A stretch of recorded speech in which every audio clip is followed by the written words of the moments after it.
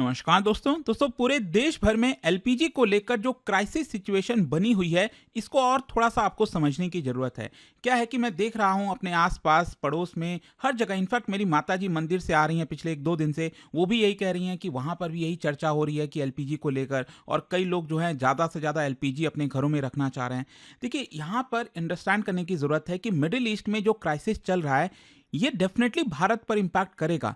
लेकिन देखिए, सरकार का ये साफ-साफ कहना है कि इसका इम्पैक्ट ज़्यादा से ज़्यादा जो कमर्शियल एलपीजी है, जो रेस्टोरेंट्स हो गए, वहाँ पर आपको थोड़ा बहुत देखने को मिल सकता है। लेकिन जो हाउसहोल्ड्स हैं, जो घर हैं, जो हम इस्तेमाल करते हैं घरों में, वहाँ पर कोई भी प्रॉब्लम नहीं आएगी। And that is why it is important कि पैनिक नहीं होना है। अदरवाइज़ होगा क्या, हर कोई पर्सन ज़्यादा से ज़्यादा सिलेंडर अपने घर में रख लेगा, होर्डिंग कर लेगा, एंड डेफिनेटली उसकी वजह से प्रॉब्लम आएगी। मतलब भले ही प्रॉब्लम ना हो, सरकार हो सकता है चीज़ों को हैंडल कर ले, लेकिन अगर हम सब इस तरह से पैनिक करेंगे तो ये प्रॉब्लम क्रिएट हो जाएगी। दैट इज वाई अगर आप देखोगे तो सरकार की तरफ से क्लैरिफिकेशन आया है that domestic LPG production up by 25% due to recent emergency measures, no need for panic booking. इसको हम डिटेल से समझेंगे कि आखिरकार सरकार ने ये 25% कैसे इंक्रीज कर लिया, इसका इंपैक्ट क्या आएगा, और जो स्ट्रेट ऑफ होर्मुज है वहां से कितना एलपीजी आता है। क्योंकि आपने देखा होगा कल जो है एक बड़ा हादसा हुआ यहां पर, जिस तरह से ईरान ने मिसाइल अटैक कर दिया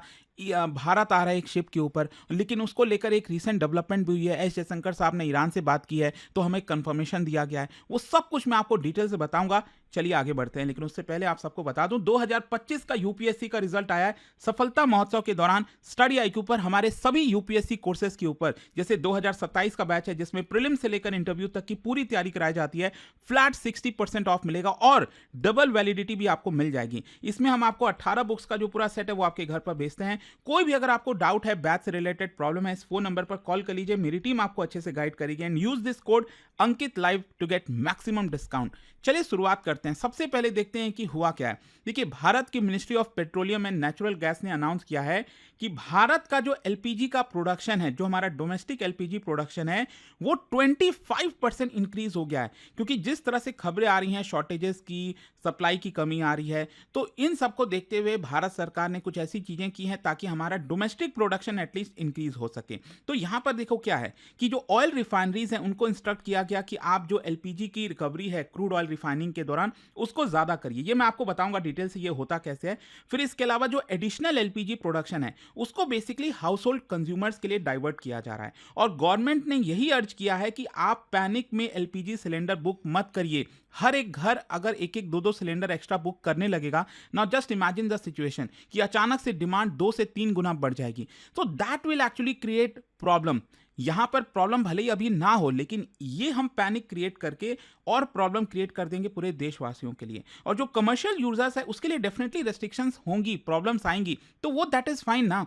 क्योंकि अगर हम कमर्शियल एलपीजी की बात करें तो रेस्टोरेंट्स में इस्तेमाल किया जाता है, तो वहां पर कुछ हद तक प्रॉब्लम आ सकती है। That is why you are hearing the news लगातार कि यहाँ पर रेस्टोरेंट्स कुछ हद तक बंद हो गए हैं, बेंगलुरु में प्रॉब्लम है, मुंबई में रेस्टोरेंट्स में प्रॉब्लम आ रही है। तो ये शॉर्ट टर्म इमरजेंसी रिस्पॉन्स सरकार ले रही है। अच्छा, एलपीजी की जब हम बात करते हैं, ध्यान रखिएगा, बेसिकली जो हाइड्रोकार्बन गैसेज होते हैं उसका ये मिक्सचर होता है। मेनली 2 गैसेज आपको देखने को मिलेंगे, एक है प्रोपेन और दूसरा है ब्यूटेन। और ये जो एलपीजी होता है कलरलेस होता है, ऑर्डरलेस होता है, हमें महक नहीं आती है, लेकिन हाँ, जो एलपीजी सिलेंडर से निकलता है ना, उसमें ऑडोरेंट ऐड किया जाता है सेफ्टी के लिए, ताकि हमें पता चल सके कि हाँ एलपीजी कहीं लीक तो नहीं हो रहा है।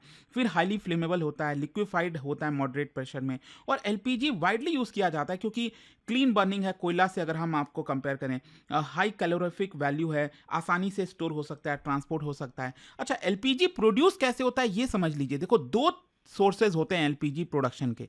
पहला होता है नेचुरल गैस प्रोसेसिंग, जैसे कि जो आपका नेचुरल गैस एक्सट्रैक्ट किया जाता है समुद्र वगैरह में, जो हाई फील्ड वगैरह में जो बने होते हैं, तो वहाँ से जो नेचुरल गैस वगैरह का एक्सट्रैक्शन होता है, उसके दौरान जो हेवियर कार्बन है, हाइड्रोकार्बन्स हैं, उसको सेपरेट कर दिया जाता है। जैसे नेचुरल गैस निकाला गया धरती से, तो उसमें क्या होगा, पहले मीथेन को अलग कर दिया जाएगा, फिर जो प्रोपेन और ब्यूटेन हो गया जिससे एलपीजी बनता है, वो आपका सेपरेट किया जाता है और फिर उसको लिक्विफाइड फॉर्म में कर दिया जाता है। इसीलिए हम उसको बोलते हैं लिक्विफाइड पेट्रोलियम गैस, एलपीजी। और कौन कौन से देश ऐसा करते हैं, इस तरह से कौन कौन से देश निकालते हैं? यूएसए हो गया, कतर हो गया, सबसे ज्यादा कतर। अगर आप देखोगे दुनिया भर का 20% आपका प्रोडक्शन अकेले कतर करता है, सऊदी अरब हो गया, ईरान हो गया, वो आपका निकालते हैं। फिर जो दूसरा तरीका होता है जो भारत में प्रोडक्शन होता है जैसे ज़्यादातर, वो आपको मिलेगा क्रूड ऑयल रिफाइनिंग के थ्रू। मतलब जो सेकंड मेजर सोर्स है, इसमें क्या होता है कि क्रूड ऑयल डिस्टिलेशन प्रोसेस के थ्रू गुजरता है। आपने देखा ही होगा कि जो क्रूड ऑयल आता है भारत के अंदर, तो यहाँ पर रिफाइनिंग प्रोसेस से गुजरता है और अलग अलग टेम्परेचर्स में आपको अलग अलग आपको उसके प्रोडक्ट देखने को मिलेंगे। जैसे आपका लुब्रिकेटिंग ऑयल हो गया, पेट्रोल हो गया, डीजल हो गया, नाफ्था हो गया, गैसोलीन हो गया, और जो सबसे ऊपर होता है जो आपका गैस के फॉर्म में निकलता है, दैट इज पेट्रोलियम गैस।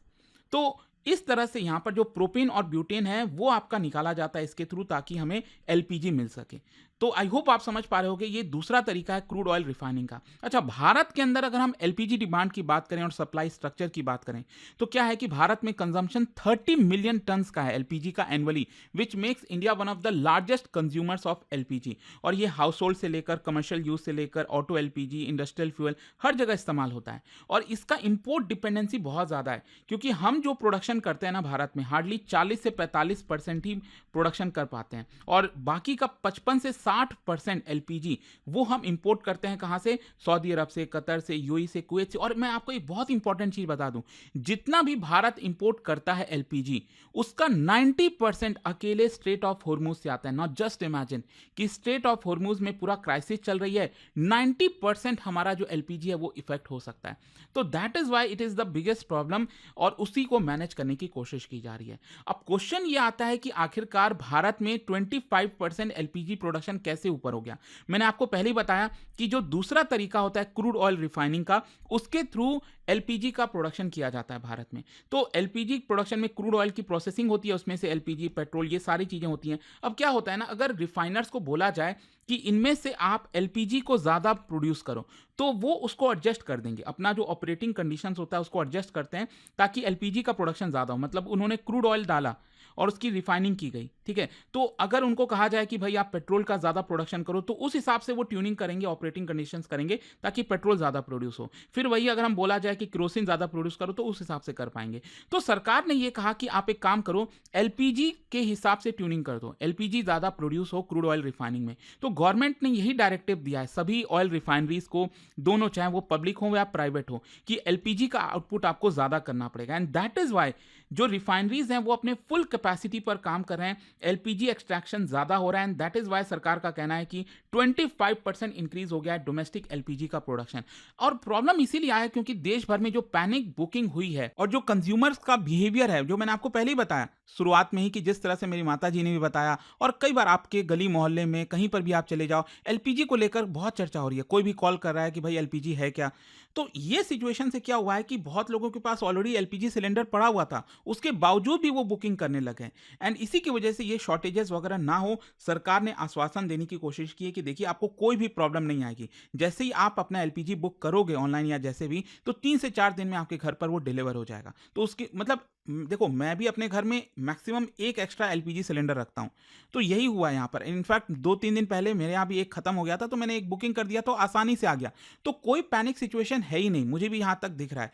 अब प्रॉब्लम यही है कि अगर लोग जानबूझकर होर्डिंग स्टार्ट करेंगे, तो तब वो पैनिक सिचुएशन क्रिएट हो जाएगी। और इसीलिए अगर आप देखोगे ना, तो सरकार ने ऑलरेडी एक एक्ट को इन्वोक कर दिया है। आप सब जानते हो 1955 का कानून है, एसेंशियल कमोडिटीज एक्ट। इसमें सरकार को पावर मिल जाती है कि प्रोडक्शन को रेगुलेट कर सके, डिस्ट्रीब्यूशन कंट्रोल कर सके, होर्डिंग को प्रिवेंट कर सके, एसेंशियल सेक्टर्स को प्रायोरिटाइज कर सके।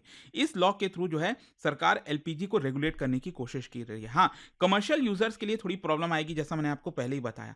अच्छा, यहां पर मैं आपको बता दूं, सरकार ने ऑलरेडी 4 प्रायोरिटी सेक्टर्स रख रखे हैं गैस के लिए, कि नेचुरल जो गैस वगैरह होगा, एलपीजी होगा, वो कहां पर ज्यादा इस्तेमाल किया जाएगा। सबसे पहला सरकार ने यह कहा है कि जितने भी कंजम्पशन होते हैं आपका पाइप नेचुरल गैस के through, CNG for transport, LPG production, pipeline compressor fuel, तो पिछले 6 महीने में जितना भी कंजम्पशन हुआ है उसका 100% सप्लाई यहां पर होनी चाहिए, इसमें कोई कमी नहीं आनी चाहिए। दूसरा, यहां पर सरकार ने कहा है कि जो भी नेचुरल गैस की सप्लाई होती है फर्टिलाइजर प्लांट्स के लिए, पिछले 6 महीने में जितना भी कंजम्पशन हुआ उसका 70% एटलीस्ट उनको सप्लाई होना चाहिए। तीसरा, सरकार ने बोला है कि जो गैस की सप्लाई है टी इंडस्ट्रीज के लिए, मैन्युफैक्चरिंग के लिए, इंडस्ट्रियल कंज्यूमर्स के लिए, वहां पर 80% तक सप्लाई होनी चाहिए। और फोर्थ यहाँ पर यही कहा गया है कि यहाँ पर जो कंजम्पशन है पिछले 6 महीने में इंडस्ट्रियल और कमर्शियल कंज्यूमर्स के लिए, वहाँ पर भी 80% तक की सप्लाई कम से कम होनी चाहिए। तो ये 4 प्रायोरिटी सेक्टर्स सरकार ने डिफाइन कर दिए हैं नेचुरल गैस के लिए। अच्छा, कमर्शियल सेक्टर्स बेसिकली सफ़र क्यों कर सकता है? आप जैसा कि मैंने आपको बोल ही रहा था कि रेस्टोरेंट्स के लिए, होटल्स, बेसिकली वो बड़े वाले सिलेंडर्स होते हैं ना 19 केजी वाले, उसके ऊपर वो डिपेंडेंट होते हैं। हमारे घर में जो सिलेंडर आता है वो तो 14 केजी के आसपास आता है, लेकिन कमर्शियल सिलेंडर की सप्लाई डेफिनेटली कम हुई है, इसमें कोई डाउट नहीं है। थोड़ी बहुत प्रॉब्लम आएगी और दैट इज मतलब वो क्या कर सकते हैं आप, क्योंकि एक्सटर्नली जिस तरह का सिचुएशन बना है आपको उसको झेलना पड़ेगा। तो उसको आप सेम हाउस होल्ड के साथ कंपेयर मत करिए, क्योंकि सरकार पूरी तरह से हाउस होल्ड को प्रायोरिटाइज करिए कि वहां पर कोई प्रॉब्लम नहीं आनी चाहिए, भले ही कमर्शियल एलपीजी को लेकर इश्यूज भले ही आ सकते हैं। अच्छा, यहाँ पर इंपोर्ट डाइवर्सिफिकेशन स्ट्रैटेजी भी अपना रही है सरकार। का कहना है कि हम चाहते हैं कि जो स्टेट ऑफ होर्मुज में जो क्राइसिस चल रहा है वहां से हम अपने जो सोर्सेज हैं उसको डाइवर्ट करें और बाकी जगहों से हम मंगाने की कोशिश करें, क्योंकि जैसा मैंने आपको बताया कि कल जो है भारत आ रहे कार्गो शिप के ऊपर मिसाइल से हमला किया गया, 2 मिसाइल स्ट्रक हुए, जिसकी वजह से यहाँ पर पूरा का पूरा जो है ये मतलब ये शिप जो है डिस्ट्रॉय हो गया है। और इसीलिए मैं देख रहा था अभी बस कुछ ही देर पहले ये खबर आई है कि हमारे विदेश मंत्री जो है एस जयशंकर साहब ने ईरान के ऑफिशियल से बातचीत की है और ईरान ने यहाँ पर अश्योर किया है कि भारत जो जितनी भी शिप्स जा रही हैं उसके ऊपर कोई अटैक नहीं होगा, ऐसा यहाँ पर आश्वासन दिया जा रहा है। लेकिन क्या होता है ना, वॉर के समय बहुत मुश्किल हो जाती हैं चीज़ों को प्रिवेंट करना। यहाँ पर बोला जा रहा है कि अमेरिका के जो शिप्स हैं वो रुक गए हैं, वो नहीं पास हो पा रहे हैं, लेकिन जो भारत के शिप हैं पिछले रात 2 शिप यहाँ से रवाना हुए हैं। तो लेट्स सी आगे क्या होता है, बट आई होप कि इस वीडियो के थ्रू जो भी क्लैरिफिकेशन आपको चाहिए थी, जो भी आपको आश्वासन चाहिए था, आई होप आपको एकदम क्रिस्टल क्लियर समझ में आ गया होगा। बाकी लोगों को भी ये चीज़ के बारे में बताइए, पैनिक मत करिए, यही मैं आपसे कहूँगा। एंड जाने से पहले आप सबके लिए एक इंटरेस्टिंग क्वेश्चन, एलपीजी को लेकर 3 स्टेटमेंट यहाँ पर दिया हुआ है, आपको बताना है कौन सा करेक्ट है। इसका राइट आंसर आप सब जानते हैं, मेरे इंस्टाग्राम पर तो मिलेगा ही, वहां पर अगर आप नहीं हो कोई बात नहीं, टेलीग्राम से ले सकते हैं इसका सही उत्तर। और दोस्तों, जैसा मैंने आपको बताया, अगर आप यूपीएससी की तैयारी कर रहे हैं, सफलता महोत्सव के दौरान फ्लैट 60% फ्लैट आपको ऑफर तो मिल ही रहा है और डबल वैलिडिटी भी साथ में मिल जाएगी सभी कोर्सेज के ऊपर। 2027 का यूपीएससी का बैच हो या फिर 2028, कोई भी अगर आपको डाउट है, प्रॉब्लम है बैच से रिलेटेड, इस फोन नंबर पर कॉल कर लीजिए, मेरी टीम आपको अच्छे से गाइड कर देगी। And use this code Ankit live maximum discount के लिए। स्टडी IQ IAS, आपका सिलेक्शन हमारा मिशन।